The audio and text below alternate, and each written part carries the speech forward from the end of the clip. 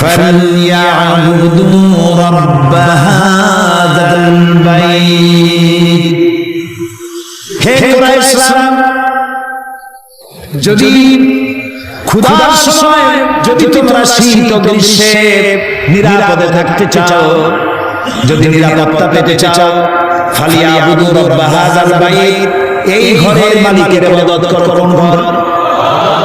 বাইতুল্লাহ। এই ঘরের মালিকের মালিক, এই ঘরের মালিকের ইবাদত করলে কি হবে?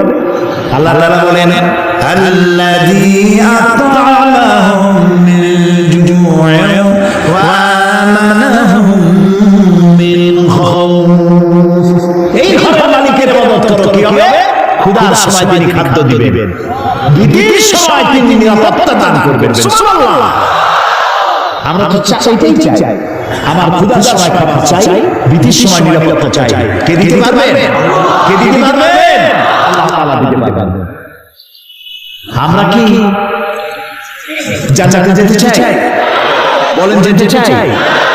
আল্লাহ তাআলা বলেন জান্নাতে যদি যেতে চাও ফাদখুলি ফি ইবাদি ওয়াদখুলি জান্নাতি, আমার গোলামের মধ্যে শামিল হও। ফাদখুলি ফি ইবাদি, আমার বান্দাদের মধ্যে শামিল হয়ে যাও। ওয়াদখুলি জান্নাতি, এরপর আমার জান্নাতে চলে যাও। গোলাম ইয়াশরিক বিইবাদাতি রাব্বিহি আহাদা, এবং আল্লাহর ইবাদতের মধ্যে কাউকে শরীক স্থাপন করো না। শিরক কোন অবস্থাতে করা যাবে না।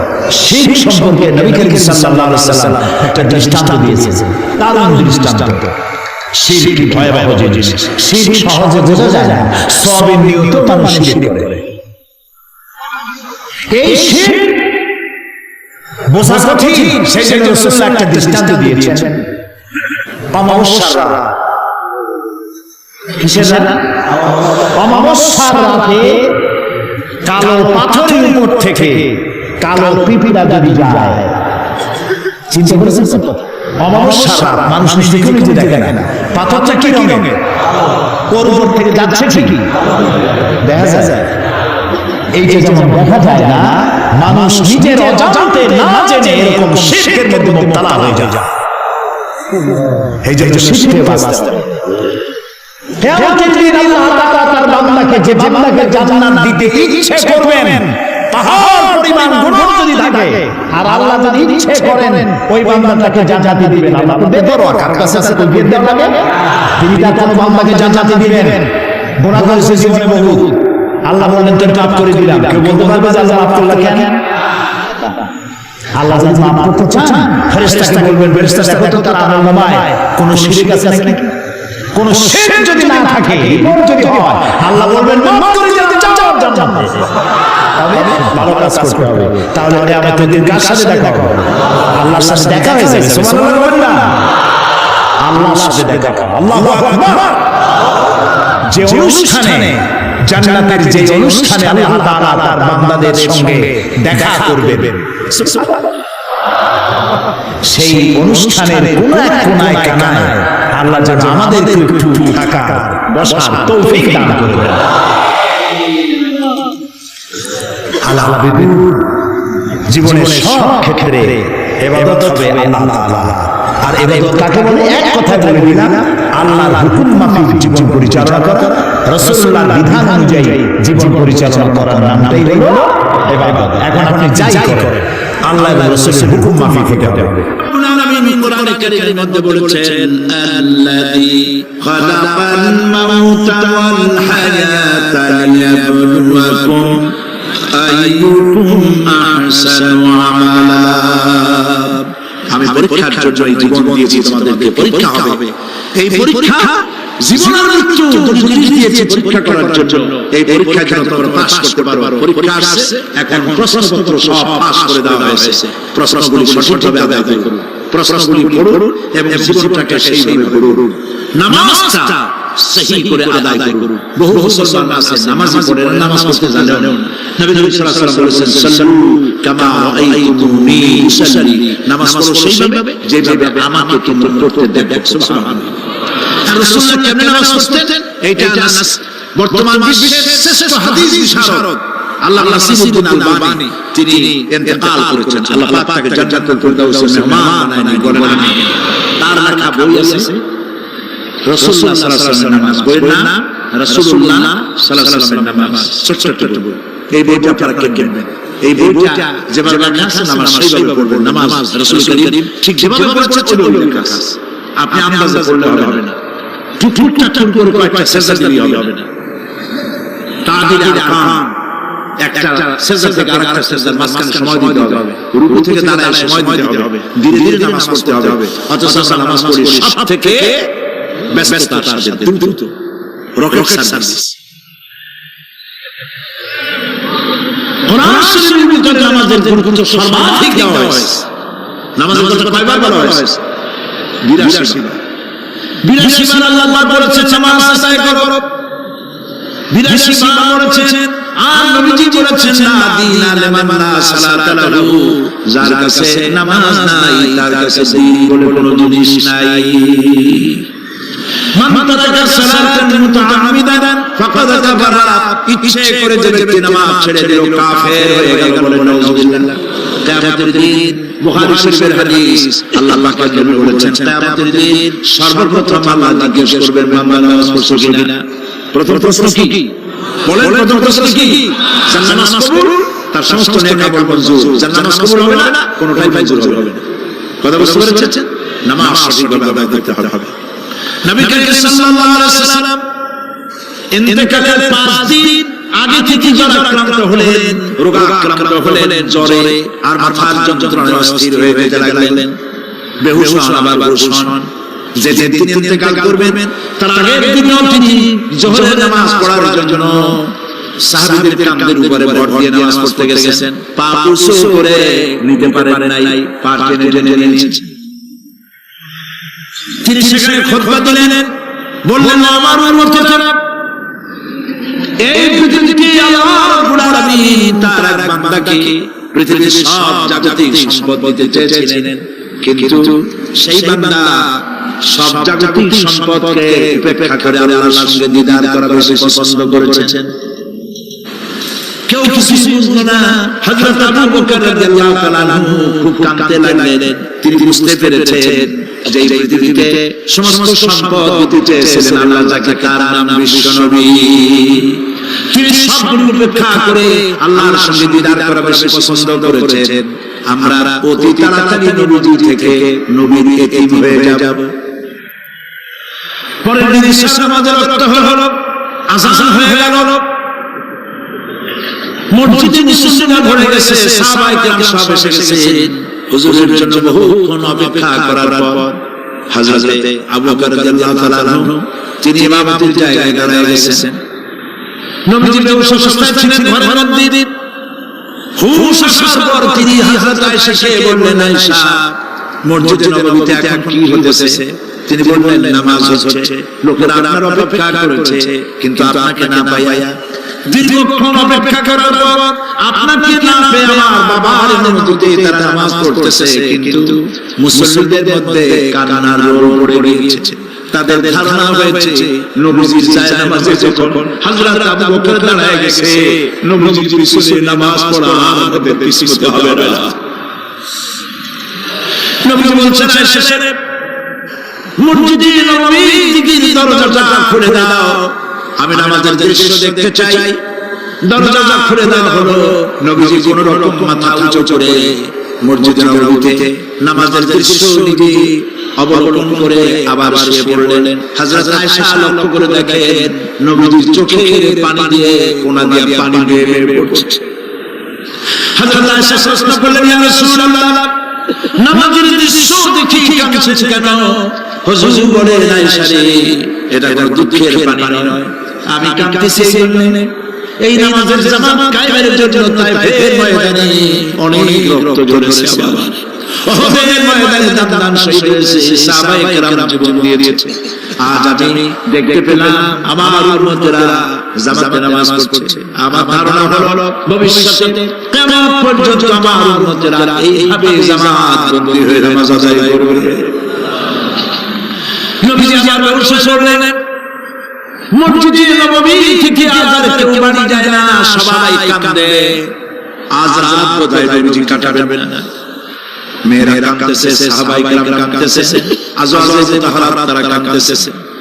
নবীজির আবার বসলো, তাকায় দেখেন ঘরের মধ্যে কান্নাকাটি, মসজিদে নববীতে কান্নাকাটি। সবথেকে বেশি কাঁদতেছেন মা ফাতেমা। নবীজি হযরত ফাতেমার কান্না দেখে ইশারা করলেন কাছে আয়। হযরত ফাতেমা রাসূলের কাছে গেলেন, নবীজি কানে কানে কি যেন বললেন, কান্নাটা বন্ধ হয়ে গেল। হযরত আয়েশা জিজ্ঞেস করলেন, মা তোমার আব্বা তোমার কানে কি বলল আর কান্না বন্ধ হয়ে গেল? হযরত ফাতেমা বলেন, আম্মা জি আমার আব্বা আমাকে বললেন, মা ফাতিমা তোমার কান্না আমার বরদাস্ত হয় না, কেঁদো না। আমি মৃত্যুর পরে সকলের আগে তোমার সাথে আমার দেখা হয়ে যাবে।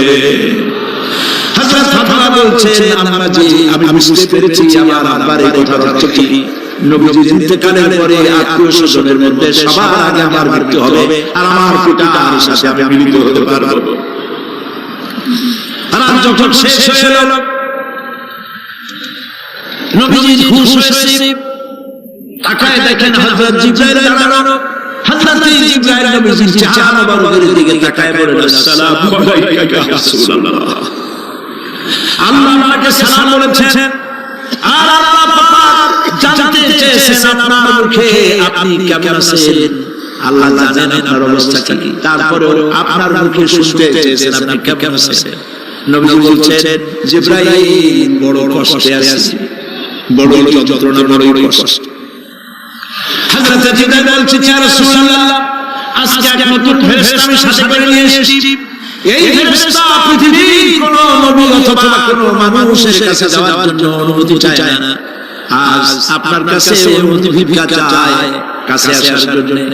ওই ফেরেশতার নাম হচ্ছে মালাকুল মউত। হযরত মালাকুল মউত বলেন, ইয়া রাসূলুল্লাহ এই পৃথিবীতে আদম আলাইহিস সালাম থেকে নিয়ে পর্যন্ত কোন মানুষের জান কবজের জন্য আমার অনুমতি চাওয়া লাগে নাই, আর কোনদিন লাগবে না। আজ আমি আসার সময় আল্লাহ বলেছেন আপনার জান কবজের জন্য আমি যদি আপনার কাছে অনুমতি ভিক্ষা চাই। নবীজি বলছেন, আমি যদি অনুমতি না দেই তো কি হবে? হযরত মালাকুল মউত বলছে, ইয়া রাসূলুল্লাহ অনুমতি যদি না দেন আমি ফেরত চলে যাব, আমাকে সেভাবে বলা হয়েছে। হযরত জিবরাইল বলেন, ইয়া রাসূলুল্লাহ আল্লাহ রাব্বুল আলামিন আপনার দিদারের ইন্তজার করতেছে।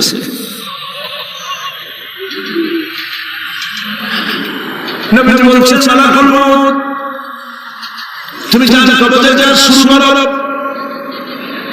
মালাকুল মউত যখন কাছে এসেছে, রাসূল জিজ্ঞেস করলেন, আয়েশা ঘরে যে কয়েক টুকরা স্বর্ণ ছিল সেগুলোর কি অবস্থা? ছোট ছোট 6 টুকরা স্বর্ণ ছিল। হযরত আয়েশা বলছেন, হুজুর আমরা এগুলো রেখে গেছি। হুজুর বলছেন, না রাখতে পারবে না, আমার ইন্তেকালের আগে খয়রাত করে দাও।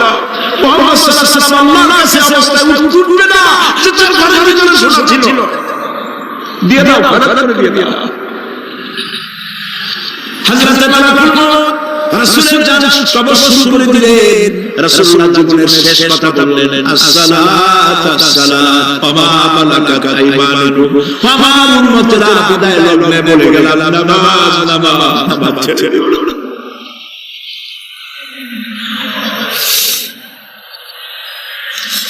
প্রিয় ভাইরা, নবী করিম সাল্লাল্লাহু আলাইহি ওয়াসাল্লাম জীবনের শেষ কথা বলে গেছেন নামাজ।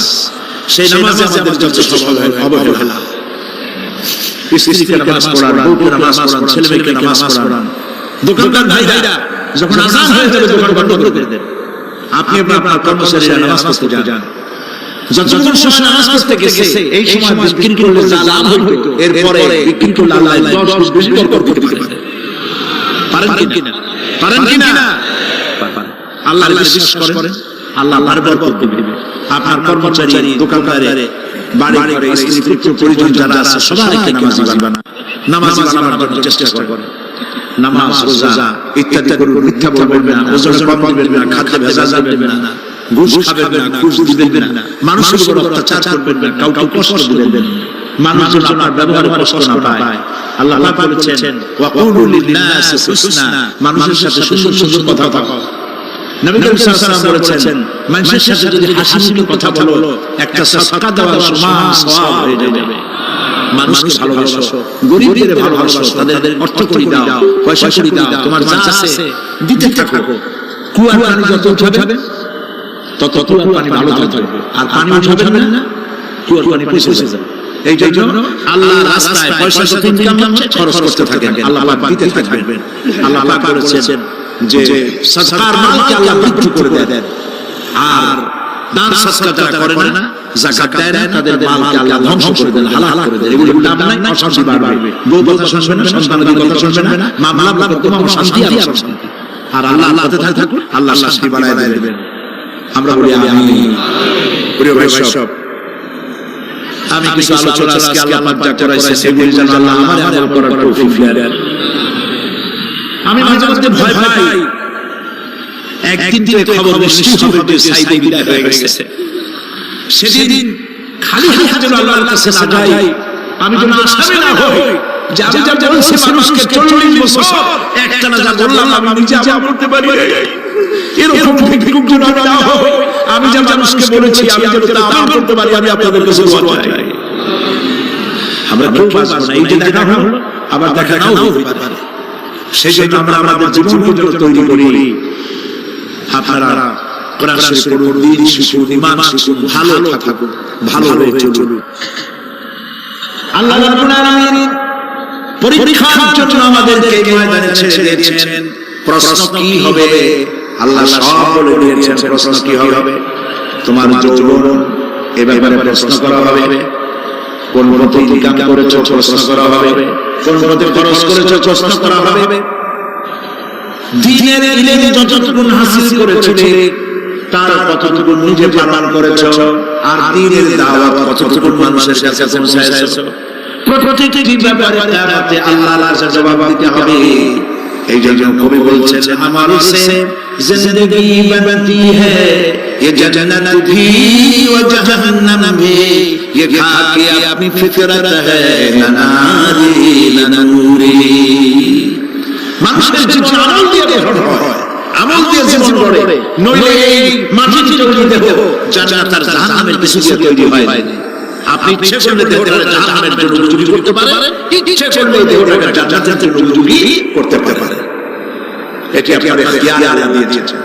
আপনাকে বাধ্য করা হয় নাই যে সেজদা না দিলে ফেরেশতা এসে ঘাড়ের উপর পিটাবে, সুর ফুল সেনা করলে বলে ঠ্যাং দিয়ে বেঁধে দেওয়া হবে। না না, আপনি বাধ্য নন। আপনি সম্মানিত জীব আল্লাহ, সম্মানিত প্রাণী আল্লাহ পাকের। সেই জন্য মানুষকে বাধ্য করা হয় নাই। অটোনমাস বডি, অটোনমি দেওয়া হয়েছে, আপনাকে স্বাধিকার দেওয়া হয়েছে। চন্দ্র সূর্যের ব্যাপারে স্বাধিকার দেওয়া হয় নাই। রাত এখন 7:35, সূর্যের বাপের ক্ষমতা নাই বাংলাদেশে এখন উঁকি মারে, ঠিক কিনা? সে এখন আমেরিকায় রোদ দিচ্ছে, তাপ দিচ্ছে আমেরিকা। ওকে নির্ধারণ করা হয়েছে যেভাবে সেইভাবে করতে হবে। পানি বলেন, পাহাড় বলেন, পাখি বলেন, চন্দ্র বলেন, গ্রহ বলেন, নক্ষত্র বলেন, সব জিনিস বাই হুক এন্ড প্রুফ আল্লাহর হুকুম মানতে বাধ্য। কোরআনে কারীমে আল্লাহ পাক বলেছেন আফগায়রা দীনিল্লাহি ইয়াবুন ওয়া লাহু আসলামান ফিস সামাওয়াতি ওয়াল আরদি তাওয়ান ওয়া কারহা। আল্লাহ ব্যবস্থা ছেড়ে দিয়ে তোমরা কি অন্য কোন মতবাদ তালাশ করবে? ওয়ালা তুসামা মান ফিস সামাওয়াতি ওয়াল আরদ, অথচ আকাশে যা আছে জমিনে যা আছে সব আনুগত্যের মস্তক আমার সামনে অবনত করে দিয়েছে। সুবহানাল্লাহ।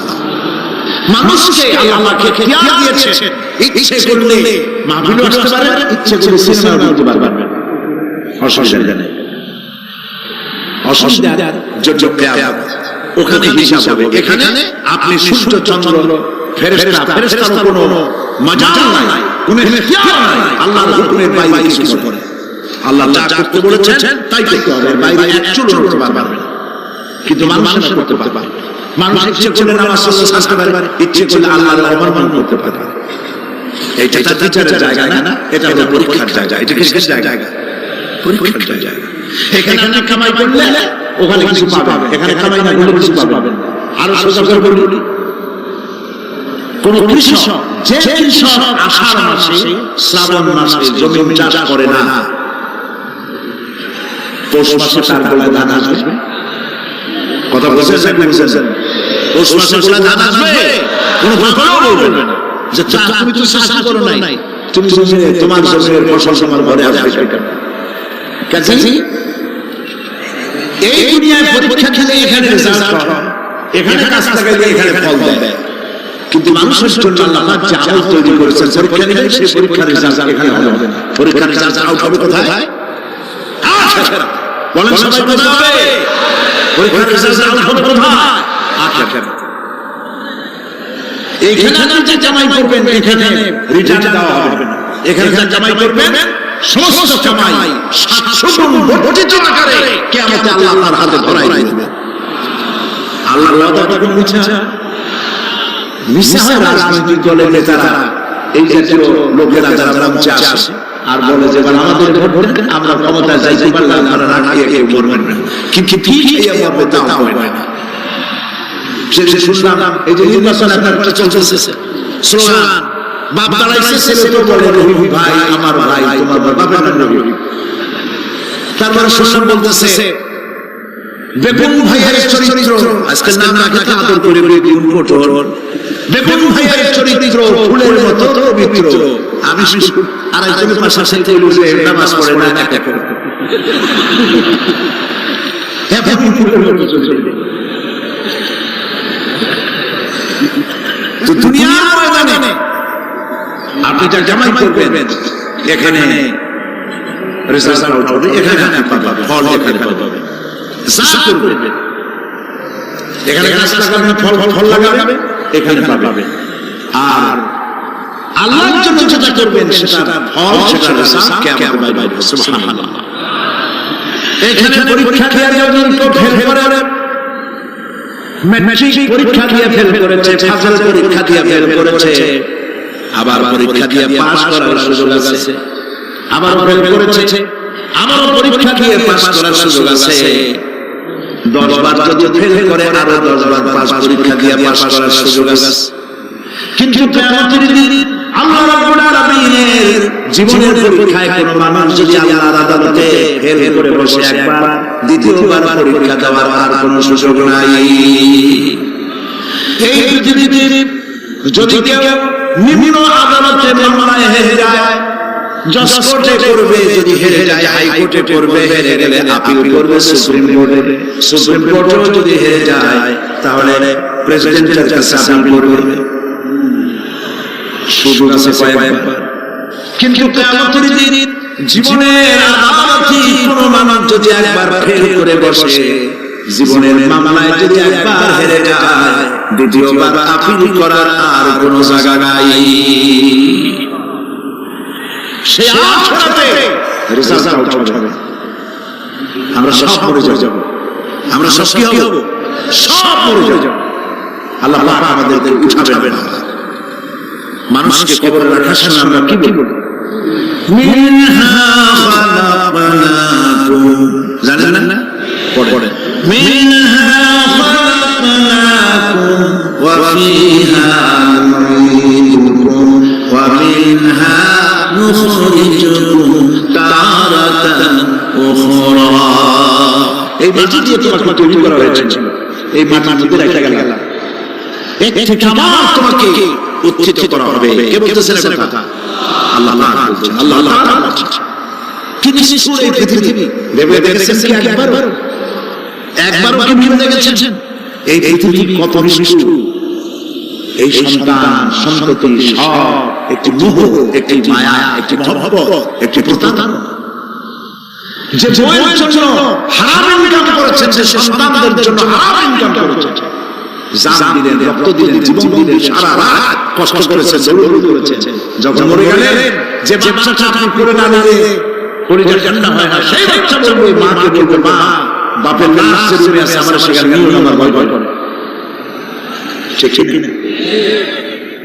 স্ত্রীও আরো দুই একজন লোক না হলে লাশের পরে থাকতে পারবে না, কারো বলবে থাকলে বলে যে মা থাকতে পারে, বাপ থাকতে পারে। যাকে বিবাহ করার পর অনেক সন্তান আছে, মা বাপকে চোখে দেখতে পারে না, বল কথা মতো মায়ের সাথে কথা বলা বন্ধ করে দেয়, হয়তো কুমিল্লায় নাও থাকতে পারে। নালিশ করছে, মার সাথে কথা বলে, আবার বলে এই বুড়িটা মরে না কেন? নাউযুবিল্লাহ, নাউযুবিল্লাহ। বুড়িটা মরার কথা বলতেছে তুমি, তোমার ছোটবেলায় যখন তোমার টাইফয়েড হয়েছিল, অসুখ করেছিল, গরিব বাবা, বাড়িতে ল্যাপ নাই, খাতা নাই, তো শোষ নাই, সেই জায়গায় মার কাপড় বিছায় দিয়া বুকের উপরে নিজের শরীরের উষ্ণতা দিয়া বাঁচায় রাখার চেষ্টা করেছে, নিজে না খেয়ে খাওয়াইছে, অসুখ সারে না মা।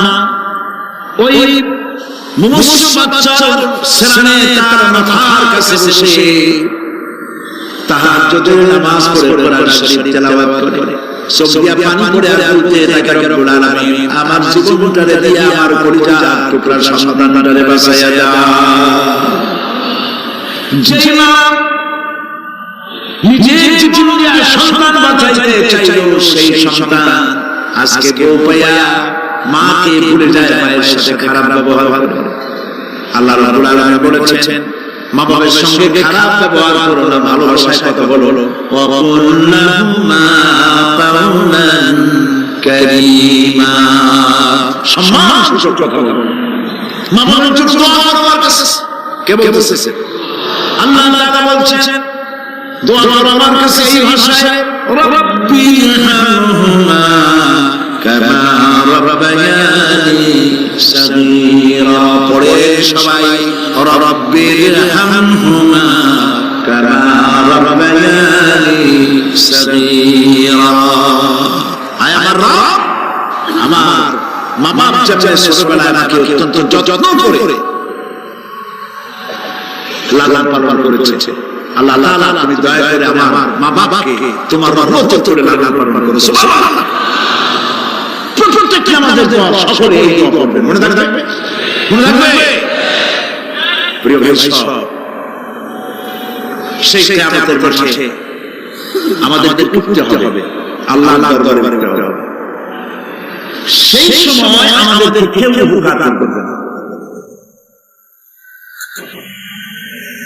يوم لا ينفع مال ولا بنون, সম্পদ আর সন্তান সন্ততি কোনো কাজে লাগবে না।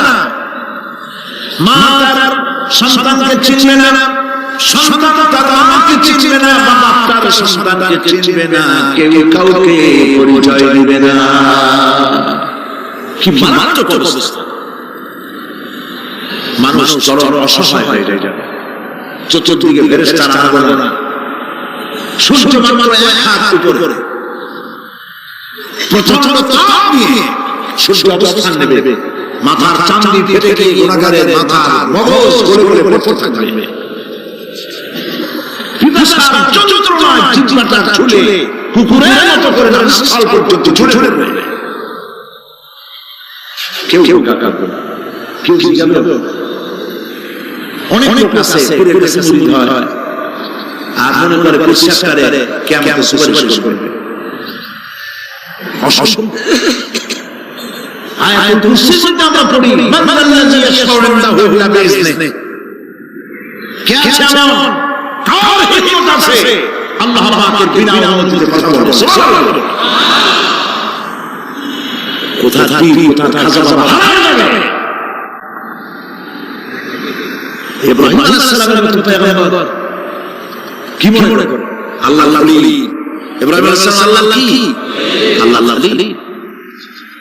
আল্লাহর ওলি কিয়ামতের দিন বলবেন, আল্লাহ পাক, আয় আল্লাহ তাআলা, আমার বাপের কাছে একটা ওয়াদা ছিল, আমি সুপারিশ করব তার জন্য, তুমি দয়া করে আমার বাপকে জাহান্নাম থেকে ক্ষমা করো, আমি তার জন্য সুপারিশ করছি।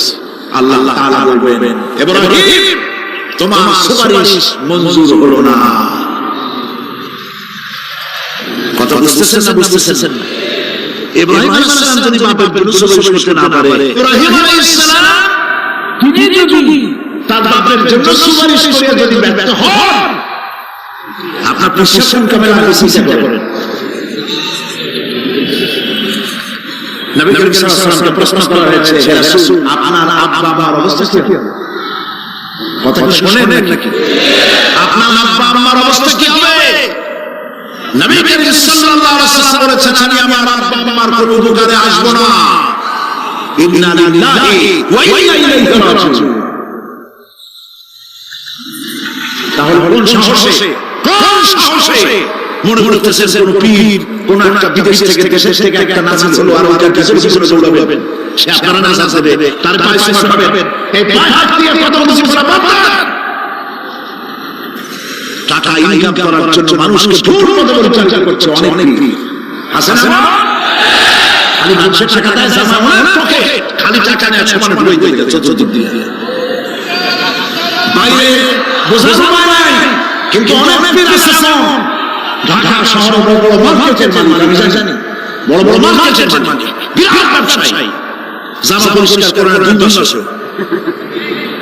মানুষের দেখাবার জন্য গামছা নাকের কাছে করে ফট করে আওয়াজ করে, মনে হয় যেন কাঁদতেছে। হাবিজাবি জিকির শিখে লা ইলাহা কতক্ষণ, ইল্লাল্লাহ কতক্ষণ, আল্লাহ আল্লাহ কতক্ষণ, কোথায় পাইছো? ইল্লাল্লাহ ইল্লাল্লাহ কৃষ্ণ থেকে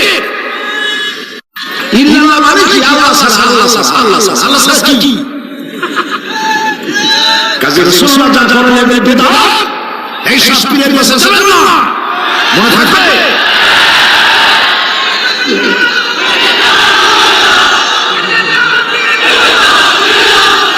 প্রিয় ভাই সব, কিয়ামতের দিন আপনার আমল, একমাত্র আমল আপনাকে বাঁচাতে পারবে।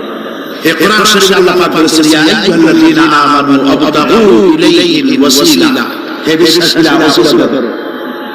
ঝুঁক ধর এক শ্রেণীর লোকেরা রক্ত করেছে সিদ্ধ দুনিয়ার কোন তাফসীর যত মুফাসসির পৃথিবীতে জন্মগ্রহণ করেছেন কোন মুফাসসিরেরা বলেন নাই আবতাগু ইলাইহিল ওয়াসিলা মানে হলো টুপি ধরো, বরং সমস্ত তাফসীর মুহাক্কিকিন বলেছেন আবতাগু ইলাইহিল ওয়াসিলা আই আমালুস সালিহ, নেক আমলের ওসিলা ধরো।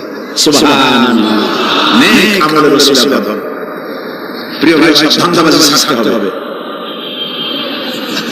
কিয়ামতের দিন মানুষ একেবারে অসহায় হয়ে যাবে, কেউ সাহায্য করবে না। সেই দিন প্রশ্নপত্র সামনে আনবে, আমলনামাগুলি বেঈমানের পিছন দিক থেকে বাম হাতে আসবে আর ইমানদারের সামনে থেকে ডান হাতে আসবে। আমলনামা হাতে পাওয়ার সঙ্গে সঙ্গে বেঈমান বুঝে ফেলবে তার জায়গা কোথায়, কলিজা তখন গলার কাছে চলে আসবে। সব ছিল একসাথে। মনে করেন এই মাহফিলের মধ্যে মনে করে এখানে সন্ত্রাসী আছে, খুনি আছে, ওয়ান্টেড, মোস্ট ওয়ান্টেড আসামির মধ্যে আছে, ধরা যাচ্ছে না। অনেক মানুষের মধ্যে হঠাৎ করে অর্ডার হলো যে ভিতরে এসবিআই ঢুকিয়ে দেওয়া হয়েছে, গোয়েন্দা বিভাগের লোক ঢুকিয়ে দেওয়া আছে, সন্ত্রাসী মোস্ট ওয়ান্টেড যারা আছে বেরিয়ে পড়ো, এক মাসে চলে আসো। তখন অবস্থাটা কি হবে? মজা লাগবে, পায়ের রক্ত মাথায় ফেলবে, চোখ দিয়ে রক্ত পড়া শুরু করবে। সমস্ত মানুষ একসাথে ছিল হাসরের ময়দানে, হঠাৎ করে অর্ডার হয়ে যাবে আনতাজু ইয়াওমা আইয়ুহাল মুজরিমুন, হে অপরাধী দলেরা আলাদা হয়ে যাও। ইন্না লিল্লাহ, আলাদা হয়ে যাও। সমস্ত মানুষ সেখানে খালি পায়ে, কারো পায়ে জুতা নাই, স্যান্ডেল নাই, পরনে কোনো কাপড় নাই, গায়ে কোনো কাপড় নাই, মাথায় কোনো আবরণ নাই। হযরত আয়েশা সিদ্দিকা রাদিয়াল্লাহু তাআলা আনহা তিনি নবী করিম সাল্লাল্লাহু আলাইহি ওয়াসাল্লামের কাছে কিয়ামতের এই বর্ণনা শুনে কাঁদতেছিলেন আর বলতেছিলেন, হে আল্লাহর রাসূল, কিয়ামতে সকলকে ভাবে উঠতে হবে, এমনকি আমাকেও। হুজুর বললেন, প্রত্যেকটি মানুষকে উলঙ্গনি হয়ে উঠতে হবে। তিনি প্রশ্ন করলেন, তখন কি শরম হবে না? নবী করিম সাল্লাল্লাহু আলাইহি ওয়াসাল্লাম বলছেন, জাহান্নামের ভয়ে কেউ কারো দিকে তাকাবার সুযোগ পাবে না। সব উপরের দিকে তাকায় থাকবে আর বলবে, আল্লাহ আমাকে বাঁচাও, আল্লাহ আমাকে রক্ষা করো। সমস্ত নবীরা, সমস্ত নবী আদম আলাইহিস সালাম থেকে শুরু করে ঈসা আলাইহিস সালাম পর্যন্ত সব নবী বলবেন নফসি নফসি, আল্লাহ আমারে বাঁচাও, আমাকে বাঁচাও। কোথায় যাবে আপনার দৃষ্টি? একমাত্র ব্যক্তি, একমাত্র ব্যক্তি বিশ্ব নবী মুহাম্মদ রাসূলুল্লাহ সাল্লাল্লাহু। মানুষেরা হয়রান হয়ে যাবে, আদম আলাইহিস সালামের কাছে যাবে, আবার বাসা আপনি প্রথম মানুষ, আমরা প্রতিদিন শেষ হয়ে গেছি, 50,000 বছর দাঁড়ায় আছি। কয় বছর দাঁড়ায় থাকতে হবে? কোথায় আছে? এই কোরআন শরীফ 50,000 সানা মিম্মা তাউদুন। এই পৃথিবীতে গণনা করলে 12 মাসে 1 বছর, 12 বছরে 1 যুগ, এরকম করে করে 50,000 বছর পৃথিবীতে তুললে যত বড় লম্বা হয়, বিচারের দিনটা এত বড় লম্বা হবে। সবাই বলবে আদম আলাইহিস সালাম আমাদের জন্য একটু আল্লাহকে সুপারিশ করবেন, তিনি আমাদের বিচারটা তাড়াতাড়ি করে দেন। তিনি বলবেন আমার পক্ষে সম্ভব না, আল্লাহর সামনে দাঁড়িয়ে কথা বলার আমার কোনো সাহস নাই, আমি পারবো না। নূহ আলাইহিস সালামের কাছে আসলাম, নূহ আলাইহিস সালাম বলবেন আমি পারবো না, মুসা আলাইহিস সালামের কাছে, তিনি বলবেন আমি পারবো না, ইব্রাহিম আলাইহিস সালামের কাছে, একজন আরেকজনের কাছে পাঠান। সর্বশেষ ঈসা আলাইহিস সালামের কাছে লোকেরা আসবে হাসরবাসী।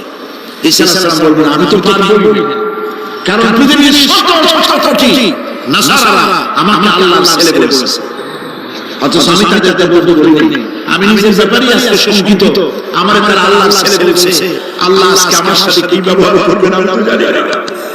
আমি নিজেই বিপদে আছি, তবে আমি তোমাদের ব্যাপারে একটা পরামর্শ দিতে পারবো।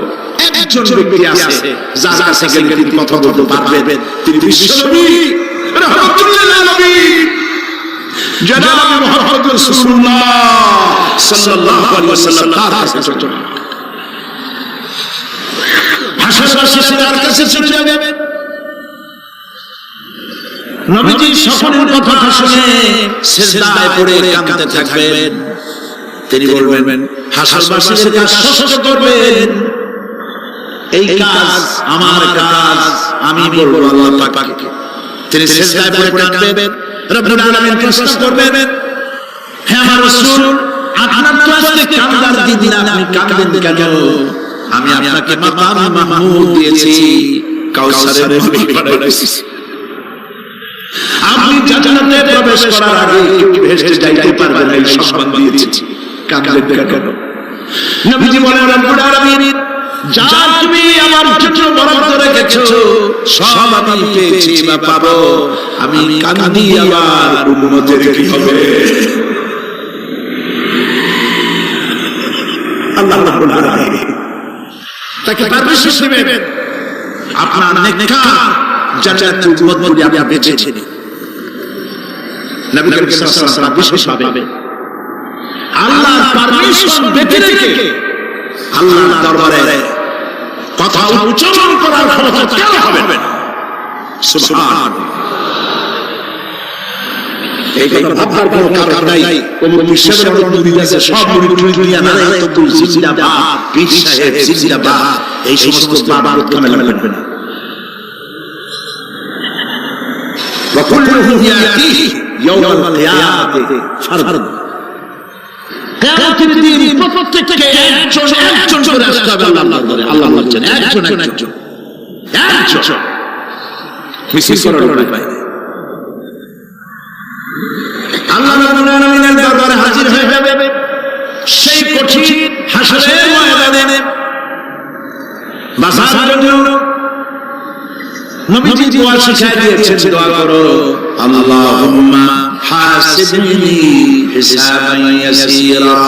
পরের মাসে আল্লাহুম্মা হাসিবনি হিসাবান ইয়াসীরা, আল্লাহুম্মা হাসিবনি হিসাবান ইয়াসীরা। আল্লাহ তুমি আমার সহজ হিসাব নাও। নবী রাসূল নিজেই দোয়া করেছেন। চিন্তা করেন আল্লাহ পাক নিজে, আল্লাহ তাআলা তিনি নিজে প্রশ্ন করবেন এবং পাপগুলি দেখাই দিবেন, এই সব পাপ করছো। মানুষ আল্লাহর নাম ভয় ছোটে কলজে গলা দিয়ে ভিজে থাকে, বেরিয়ে যেতে চাইবে, তার বাষ্পরুদ্ধই আসবে, বলতে থাকবে আল্লাহ আমি ভুলে ফেলেছি, আমি মাপ চাই, তোমার কাছে ক্ষমা ভিক্ষা চাই। আল্লাহ রাব্বুল আলামিন বান্দার কাকাতির মিনতির দিকে লক্ষ্য করে বলবেন, বান্দারে আমি তোকে ক্ষমা করে দিলাম।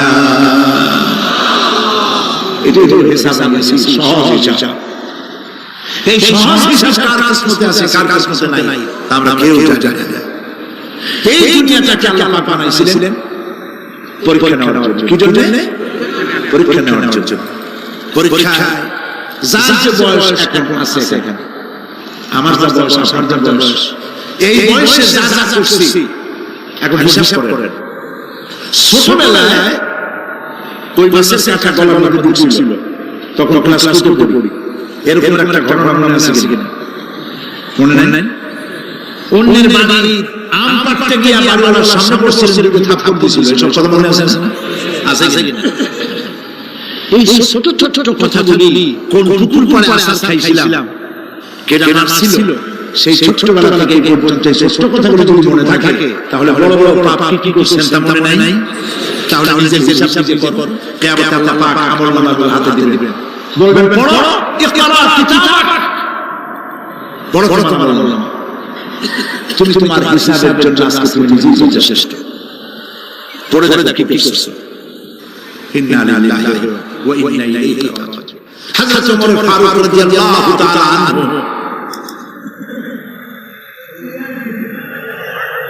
তিনি একবার অন্ধকার রাতে যাচ্ছিলেন, পিছনে ছিল অনেক লোকজন ছিল। হাঁটতে হাঁটতে তিনি প্রশ্ন করলেন, আচ্ছা তোমাদের মধ্যে কি কেউ আছে এমন বলতে পারো যে কোরআন শরীফের মধ্যে সবথেকে হতাশাজনক আয়াত কোনটি? একজন জবাব বললেন, অন্ধকার পিছনে। অন্ধকারের মধ্যে পিছন থেকে একজন জবাব দিল, ফামান ইয়ামাল মিসকালা যাররাতিন খায়রান ইয়ারা ওয়া মান ইয়ামাল মিসকালা যাররাতিন শাররান ইয়ারা। এর অর্থ হলো পৃথিবীতে কেউ যদি ছোট ছোট একটু পাপ নেকির কাজ করে, সরিষা পরিমাণ নেকির কাজ যদি করে সেটা দেখতে পাবে, সরিষা পরিমাণ পাপের কাজ যদি করে সেটা দেখতে পাবে। ওমর রাদিয়াল্লাহু তাআলা আনহু কাঁদতেছিলেন, কিয়ামতের সব নেকি আর পাপ যা যা করছে সব দেখানো হবে। ইন্না লিল্লাহি ওয়া ইন্না ইলাইহি রাজিউন। আল্লাহ মাফ করে দাও আমাদেরকে, আমরা বলি আমিন। কতক্ষণ হাঁটার পরে তিনি প্রশ্ন করলেন, আচ্ছা মুমিনদের জন্য কোরআনের মধ্যে সবথেকে আশাব্যঞ্জক কোন আয়াত কি আছে? বিশেষ আওয়াজ এলো, মুমিনদের জন্য আশাব্যঞ্জক একটি আয়াত আল্লাহ রাব্বুল আলামিন কোরআনের মধ্যে দিয়েছেন, সেটি হচ্ছে লা তাকনাতু মির রাহমাতিল্লাহ। আমার রহমত থেকে, আল্লাহর রহমত থেকে হতাশ হও না, নিরাশ হয়ে যেও না। অর্থাৎ হচ্ছে আমরা পাপ করছি, আমরা সবাই গুনাহগার কিনা বলেন, স্বীকার করি আমরা সবাই গুনাহগার কিনা, সবাই গুনাহগার। এই গুনাহগার মানুষগুলি যদি গুনাহে তওবা করে, গুনার জীবনে করব না তওবা করে কেউ যদি আল্লাহর রহমতের দিকে এক বিঘত অগ্রসর হয়, হাদিসে কুদসির ভিতরে এসেছে আল্লাহ পাক বলেন, আমি আমার ওই বান্দার দিকে এক হাত আগায়া যাই। কোন বান্দা যদি গুনাহ তওবা করে আর যদি গুনাহ না করে আমার দিকে যদি হেঁটে আসে, আমার রহমত বান্দার দিকে দৌড়ায়া যায়।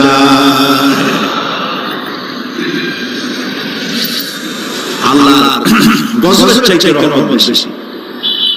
বান্দা তোমার গুনাহ যদি আকাশ সমান হয়, আল্লাহ তোমার গুনাহ যদি পাহাড় সমান হয়, আল্লাহর রহমত আকাশ সমান।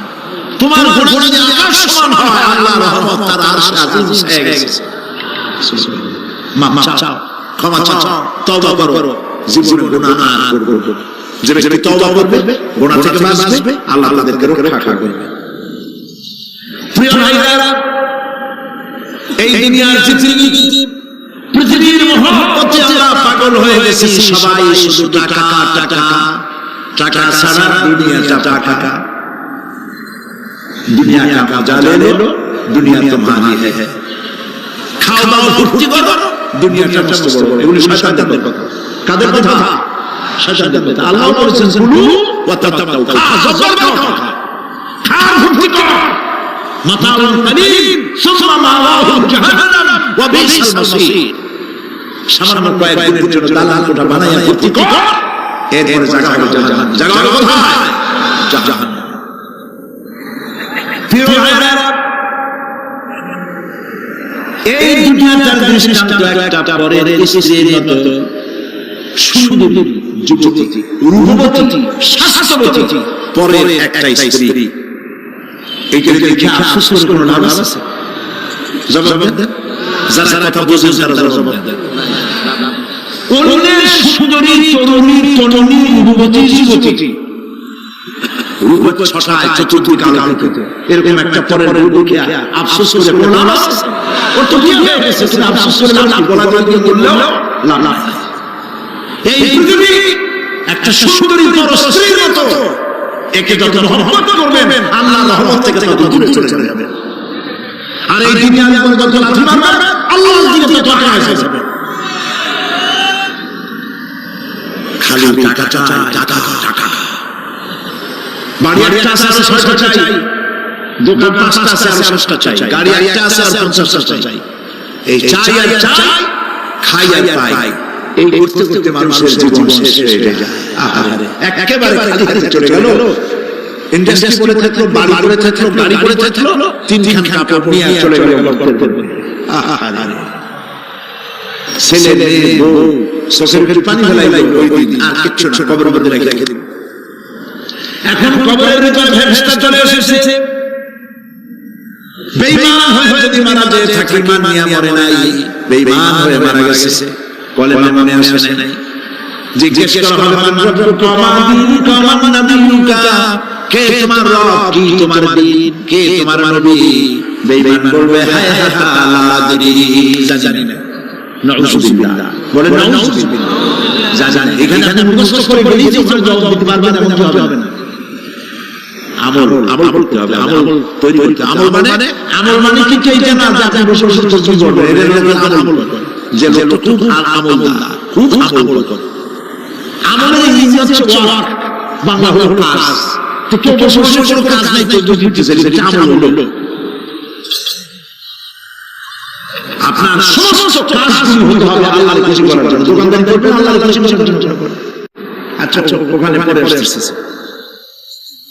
কবরের ভিতরে জবাব দিবে আমি কিছু জানি না। কিছু যখন জানলো না, শাস্তি শুরু হয়ে যাবে। সিজিনে তার রূহ রাখা হবে, এই মাটির দেহ মাটির সঙ্গে মিশে যাবে। কবরের মধ্যে কোন প্রচন্ড শাস্তি বা জাহান্নামের আগুন ইত্যাদি দিয়েছি, প্রচন্ড বড় শাস্তি হবে না। শাস্তি হবে, কবর আযাব, আযাব হবে। তবে জাহান্নামের শাস্তির মতো হবে না। আসামি কনভিক্টেড না হওয়া পর্যন্ত, বিচার না হওয়া পর্যন্ত যত ফেলায় রাখে, জেলখানার কোন রুমে বা হাজতখানায়, ওই সিজিন নামক একটা জায়গা আছে, ওখানে রেখে দেবে। শাস্তি হবে কিসের উপরে? রূহের উপরে। অনেকে মনে করে যে কবর হলো ওই শুধু মাটির মধ্যে রয়েছে, কিন্তু এইটার নাম শুধু কবর না। মানুষের জীবনের 4টে স্তর। কয়টা স্তর? একটা হলো আলমে আরওয়াহ, আরেকটি হচ্ছে আলমে আজসাম অথবা আলমে আসবাব, আরেকটি হচ্ছে আলমে বারযাখ, আরেকটি হচ্ছে আলমে আখিরাত। কয়টা হলো? 4টা। আলমে আরওয়াহ রূহের জগৎ, যেখান থেকে আমরা আসছি। আর আলমে আজসাম বা আলমে আসবাব হলো বস্তু জগৎ, যেখানে আমরা আসছি। এরপরে মৃত্যু থেকে শুরু করে কিয়ামতের দিন পর্যন্ত যে সময়টা, এই সময়টার নাম হলো আলমে বারযাখ। বারযাখ শব্দের অর্থ হলো জবনিকা, পর্দা, স্ক্রিন, একটা পর্দার আড়ালে দিয়ে দেওয়া হবে। এরপরে হবে আলমে আখিরাত, যেখানে জবাবদিহির জন্য সকলকে উঠতে হবে। শাস্তি হবে রূহের উপর। এখন আপনি বলবেন যে রূহ শাস্তি হয় কেমনে? রূহ তো দেখা যায় না, রূহ দেখা যায়। রূহ সম্পর্কে প্রশ্ন করা হয়েছে, ওয়ায়াসআলুনাকা আনির রূহ কুলির রূহু মিন আমরি রাব্বি। নবী আপনাকে প্রশ্ন করা হয় রূহ কি জিনিস? আপনি বলুন রূহ হচ্ছে আল্লাহ পাকের একটি অর্ডার। এই অর্ডার একটি হুকুম, যার কোনো আকার নাই। এইটারে আল্লাহ শাস্তি কেমনে দেবে, এই শাস্তি আপনি এই দুনিয়ায় বুঝতে পারবেন। হঠাৎ করে আপনার গ্রেফতারি পরোয়ানা জারি হয়ে গেছে, তখন একটা টেনশন ক্রিয়েট করে।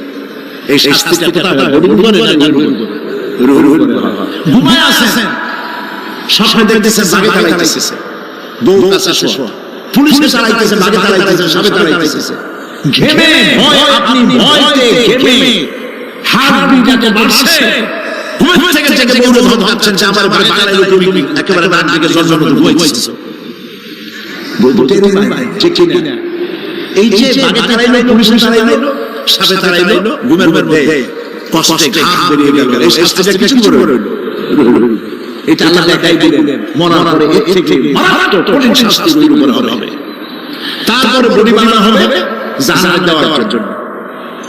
এগুলির ব্যাপারে আমি আলোচনা করেছিলাম চট্টগ্রামে বছর সূরা নাবা তাফসীর করেছিলাম, সূরা নাবা আম্মা ইয়াতাসাআলুন 5 দিন তাফসীর করেছি। 31 জন হিন্দু খ্রিস্টান মুসলমান হয়ে গেছে চট্টগ্রাম। নবী করিম সাল্লাল্লাহু আলাইহি ওয়াসাল্লাম বলেছেন, কেউ যদি দুনিয়ায় বেঁচে থাকা অবস্থায় কিয়ামতের দৃশ্য দেখতে চায়, সেজন্য সূরা নাবা, সূরা আত-তাকবীর, সূরা নাজিআত, সূরা আল-ইনফিতার এই সূরাগুলো যদি পড়ে তাহলে দুনিয়ায় জীবিত থাকা অবস্থায় কিয়ামতের দৃশ্য দেখতে পারবে। ঈমানদার ব্যক্তি, যে ব্যক্তি মরার সময় মুখ উচ্চারণ করতে পেরেছে লা ইলাহা ইল্লাল্লাহ মুহাম্মাদুর রাসূলুল্লাহ, জোরে জোরে বলেন লা ইলাহা ইল্লাল্লাহ, লা ইলাহা ইল্লাল্লাহ, লা ইলাহা ইল্লাল্লাহ মুহাম্মাদুর রাসূলুল্লাহ। কালেমা পড়ে মারা গেল, এরপরে কবরের ভিতরে মুনকার নাকির ফেরেশতা এসে হাজির হয়ে যাবে, প্রশ্ন করবে মান রাব্বুকা, ঈমানদার ব্যক্তি বলবে রব্বি আল্লাহ, বলেন রব্বি আল্লাহ, আমার রব কে? আল্লাহ না আল্লাহ, মুহাম্মদের সাথে বলেন আল্লাহ। কেউ যদি হৃদয়ের গভীর কোণর থেকে, কলিজার মধ্য দিয়ে, মনের মণিকোঠা থেকে একবার যদি গভীর রাতে জেগে একবার যদি বলে আল্লাহ, আল্লাহ পাক 70 বার সালাত দিয়ে জিজ্ঞেস করেন বান্দা কি চাও বলো আমি হাজির। কি মজা জানা আল্লাহ, এর থেকে মজা জানা পৃথিবীতে নাই। এই মজা বেশি পাবে তাহাজ্জুদের সময়, সুবহানাল্লাহ, রাত জাগলে শিশুর তাহাজ্জুদের নামাজে উপবাস করুন। সমস্ত নবীদের উপরে তাহাজ্জুদ পড়া বাধ্যতামূলক ছিল। গভীর রাতে সব ঘুমানো, আপনি চাচুন ওযু করুন, একটা রুমের মধ্যে একা চলে যান, দরজা বন্ধ করে দিন, তারপরে 6 রাকাত 8 রাকাত নামাজ পড়ে কান ধরে আল্লাহর কাছে বলতে থাকেন, আল্লাহ আমি এই সমাজের একজন নগণ্য মানুষ, তুমি দয়া করে আমাদের কত টাকা কিছু পয়সা দিয়েছো, আমার মতো বিদ্যা জানা লোকেরা রিকশা চালায়, অফিসে চাকরি করে, খাইয়া বউ মামা কাপড় দিতে পারে না, তুমি আমার বাড়ি থেকে কই নিয়ে আসছো বাবা, তার আমি শুনছি আমার বাড়ি চিন্তা করে বলছি, আল্লাহ তুমি আমার মাফ করো। গভীর রাতে গুনগুন করে নিজের কানে ধরে অপরাধ স্বীকার করে কাঁদতে থাকেন আর ডাকতে থাকেন, ইয়া আল্লাহু ইয়া রহমানু ইয়া রহিমু ইয়া হাইয়ু ইয়া কাইয়ুম, পড়েন ইয়া আল্লাহু ইয়া রহমানু ইয়া রহিমু ইয়া হাইয়ু ইয়া কাইয়ুম, ইয়া আল্লাহু ইয়া রহমানু ইয়া রহিমু ইয়া হাইয়ু ইয়া কাইয়ুম। চোখের পানি গেল। নবীজি বলেছেন আল্লাহর ভয়ে গুনাহ করেছিল, সেই লজ্জা করে আল্লাহর ভয়ে জাহান্নামের ভয়ে মানুষ যখন কাঁদে, চোখের পানি নাকের অর্ধে আসতে না আসতে আল্লাহ পাক করে বাবা আল্লাহ, মা বাচ্চা যদি কাঁদে মা সইতে পারবে না, মায়ের চাইতে আল্লাহর মহব্বত কত বেশি। মহব্বত আল্লাহ পাক 100 ভাগ করেছেন, সারা বিশ্বের মাঝে ছড়িয়ে দিয়েছেন আর 99 ভাগ আল্লাহ তাআলা নিজের রাখছেন। একটা ভাগ ছেড়ে দিলেন পৃথিবীতে, সেই ভাগের থেকে যেটুকু মুরগি গেল, মুরগি তার বাচ্চা ঠেকাবার জন্য চিলের সাথে লড়াই করে, শিয়ালের সাথে লড়াই করে, গরু হাতির সাথে লড়াই করে, মানুষ তার সন্তানকে বাঁচাবার জন্য জীবনটাও দিয়ে দেয়। একটা ভাগের যতটুকু পেলাম সেই মহব্বত যদি আমার এত তীব্র হয় স্ত্রীর জন্য, সন্তানের জন্য, তাহলে 99টা ভাগ মহব্বত যে আল্লাহর কাছে বান্দার জন্য তার দয়া কত বেশি। এই জন্য কবরের ভিতরে প্রশ্ন হবে, কে তোমার রব? মুমিন ব্যক্তি বলবে, রব্বি আল্লাহ, আমার রব আল্লাহ। ওয়া মা দীনুকা, তোমার দ্বীনকে বলবে দীনুল ইসলাম। ওয়া মান নবিয়ুকা, তোমার নবীকে ওই লোক বলবে নবিয়ুনা মুহাম্মাদুর রাসূলুল্লাহ সাল্লাল্লাহু আলাইহি ওয়াসাল্লাম। হাদিসে এসেছে ওই সময় নবীর চেহারা মোবারক দেখানো হবে, প্রশ্ন করা হবে, মা কুনতা তাকুলু ফি হাযা রাজুল, এই লোক সম্পর্কে তোমার ধারণা কি? লোকটি বলবে, হাদা নবিয়ুনা মুহাম্মাদুর রাসূলুল্লাহ সাল্লাল্লাহু আলাইহি ওয়াসাল্লাম, ইনি তো আল্লাহর রাসূল, আমার নবী। সঙ্গে সঙ্গে গায়েব থেকে আওয়াজ হবে, ফাফরিশু বিল জান্নাতি ওয়াল মিসু বিল জান্নাহ, আমার ফেরেশতারা আমার বান্দার জন্য জান্নাতের বিছানা কবরের মধ্যে বিছায় দাও, আর আমার বান্দাকে জান্নাতের পোশাক পরাও। জান্নাতের পোশাক পরাও, জান্নাতের বিছানা বিছায় দাও, আর তার কবরটাকে পোশাক পরাও। ইলা আব্দ বাসারা, যতদূর তার চোখের দৃষ্টি যায় অতদূর বড়ায় দাও কবর। ফেরেশতারা বলবেন, নুম কানাউল উরুস, দুলামিয়া যা বাসার সজ্জায় দুনিয়া ঘুমায়, তুমি আরাম ঘুমায় থাকো ইলা ইয়াউমিল কিয়ামah। ভাই সাহেব, এই পৃথিবী সব ফাঁকিবাজি, মোহ, সব স্ত্রী পুত্র পরিজন মাল ধন কিচ্ছু কোনো দাম নাই। আল্লাহ ভয় করুন, আল্লাহ ভয় করার জন্য ভয় করতে পারলাম না। এখন একটা রমজান আসলে রোজা সিরকা সৃষ্টি করার জন্য সারা জীবন রোজা রাখলাম, মুত্তাকি হইতে পারলাম না। এটা ঠিক কিনা বল? সারা জীবন রোজা রাখলাম, মুত্তাকি হইতে পারি না। এখন মিথ্যা কথা বলি, ওজনে কম দেই, খাদ্যে ভেজাল দেই, কথা ঠিক কিনা? মিথ্যা কথা বলতেছে, মিথ্যা কথা বলা কবিরা গুনাহ, মিথ্যা কথা বলা সমস্ত গুনাহ না। কোথায় কোথায় মিথ্যা বলা হচ্ছে? দোকানদারি করতেছে, কষ্ট করে মাল কিনছেন, লাভের জন্য কিনছেন, মিথ্যা কেন? ওজনে কম দিচ্ছেন, ভেজাল দিতেছেন, ভেজাল দিয়া কম দিয়া কয় টাকা উপার্জন করবেন, আর কতগুলি খাইতে পারবেন আপনি? চাউলের মধ্যে তুষ দিলেন, গুড়া দিলেন, পাথর দিলেন, আহারে মুসলমান কি কপাল পোড়া। ওজন দিতে গিয়ে একটু খিস দিয়ে ধরে যেদিকে পাথরটা, আর মালটা যেদিকে সেদিকে একটু নিচু করে দেয়, যে জেনে মনে করে মাশাআল্লাহ লোকটা তো খুব ভালো, আমার করে বেশি দিয়েছে, কিন্তু বাড়িতে দেখবেন আপনার 14 গ্রাম কম দিয়েছে। ও 14 গ্রাম দিয়েছে না, এখন তো গ্রাম বলে, আগে তো আমরা শর্ট মোটর বলছি, এখন গ্রাম বলে সুবিধার জন্য। এগুলো কি আমি বানাই দিতেছি না? কথা ঠিক, লাভটা কি? লাভ জমির আইল চলতেছে, পরের জমি দখল করতেছে, দুনিয়ার ঠকাইছেন, ভাই ঠকাইছেন, ভাই সম্পত্তি ফেরত দেন নাই। এই দুরবস্থার সৃষ্টি হলো, আমাদের পরিবর্তন হলো না। মসজিদ বানাইছি সব বানা, মসজিদগুলি সব বিল্ডিং হয়ে গেছে। নবী করিম সাল্লাল্লাহু আলাইহি ওয়াসাল্লাম বলেছেন, মাসাজিদুহুম আমিরাতুন ওয়া হিয়া খারাবুম মিনাল হুদা, মসজিদগুলি সব দালাল হয়ে যাবে শেষ যুগে। এগুলি নবী করিম সাল্লাল্লাহু আলাইহি ওয়াসাল্লাম বলেছেন, মসজিদগুলি কি হবে? সব বিল্ডিং হয়ে যাবে। ওয়া হিয়া খারাবুম মিনাল হুদা, হেদায়েত থেকে খালি হয়ে যাবে। হেদায়েত নেই, খালি মসজিদ, building, tiles, mosaic, air condition সব আছে, হেদায়েত নেই। কবি বলতেছেন, मस्जिद तो बना ली है शहर में ईमान की हरारत वालों ने, मन पुराना पापी रहा बरसों में नमाजी बनना सीखा।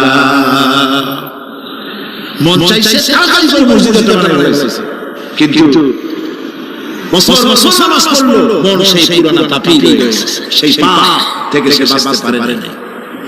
এই জন্য বিশ্ব কবি আকবর বলেন मस्जिद में मरसिया खाए के नमाजी न रही मस्जिद में मरसिया खाए के नमाजी न रही यानी वो साहिबे औसाफ हिजाजी न रही মসজিদ আক্রান্ততে আমার সেই নামাজি কই যেই নামাজিরা যখন নামাজ পড়তো পাখি এসে মাথার উপরে বসতো পাখিতে বুঝতে পারতো না যে মানুষ না গাছ সুবহানাল্লাহ আর এখন ইমাম যদি নামাজ পড়তে আত্মাই পড়তে দেরি করে ধীরে ধীরে পড়তেছে পিছন থেকে সিগন্যাল দাও শুরু করে